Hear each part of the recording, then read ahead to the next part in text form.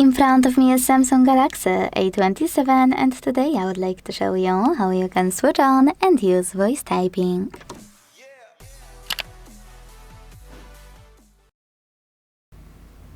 Firstly, launch your keyboard and check out the microphone icon located at the bottom left corner. Tap on it. Choose while using the app. Agree. And start typing. Then tap on the same one to stop. When it's blue, it's active. As you can see, voice typing is on, but if you want to try something that works a bit better, look for this gear at the top of your keyboard, scroll, and select voice input.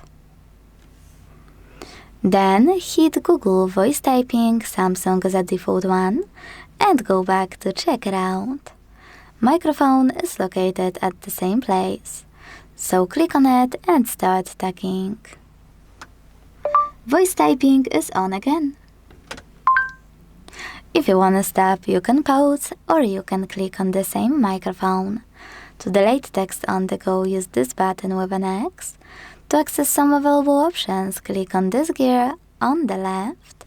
And to go back to standard keyboard, use this arrow at the top left corner. Thanks so much for watching. If you enjoyed this video, leave a like, comment and subscribe. Bye!